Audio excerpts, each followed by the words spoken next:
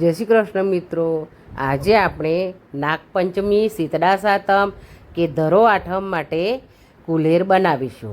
શિયાળામાં ઠંડુ વાતાવરણ હોય ત્યારે પણ તમે કુલેર બનાવીને ખાઈ શકો છો. એની માટે મેં આ બાજરીનો લોટ લીધો છે, 1 વાડકી, અડધી વાડકી ગોળ લીધો છે, 5 વાડકી ઘી લીધેલું છે. એટલે આ રીતે આપણે કુલેર બનાવીશું. પછી તમે ઘી ગોળ તમારી રીતે વધારે ઓછું લઈ શકો છો. પહેલાં બાજરીના લોટને આપણે પ્લેટમાં લઈ લઈશું. પછી આપણે એમાં ગોળ ઉમેરવાનો છે. મેં આ દેશી ગોળ લીધેલો છે, તમે કોલ્હાપુરી ગોળ પણ લઈ શકો છો. આ રીતે આપણે એને હાથેથી મસળી અને મિક્સ કરવાનો છે. ગોળને લોટમાં સરસ રીતે એકદમ મિક્સ થઈ જાય ત્યાં સુધી આપણે એને મિક્સ કરવાનો છે.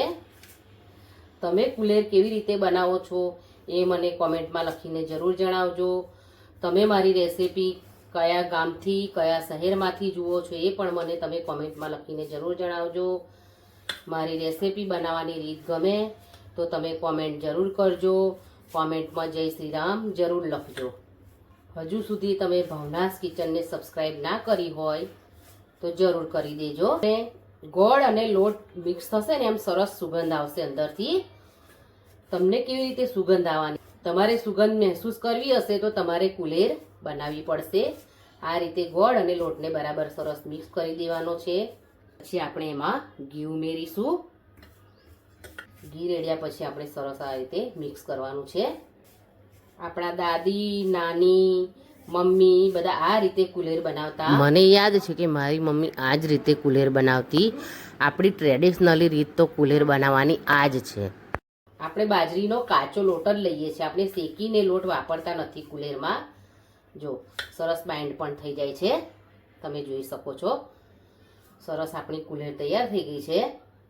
આપણે કુલેરના લાડુ પણ બનાવીશું, એટલા માટે થોડું ઘી ઉમેરી અને લાડુ બનાવાય એવું મિશ્રણ આપણે તૈયાર કરીશું. કુલેરમાં બાઇન્ડિંગ પણ સરસ આવે છે. જો તમે ચાહો તો નાના નાના લાડુ પણ તમે વાળી શકો છો. કુલેર બનાવીને 4-5 દિવસ બહાર રાખશો તો પણ સારી રહેશે. આ રીતે નાના નાના લાડુ પણ વાળી શકો છો. તો તૈયાર છે આપણી કુલેર. તમે એના લાડુ પણ વાળી શકો છો અને છુટ્ટી પણ રાખી શકો છો.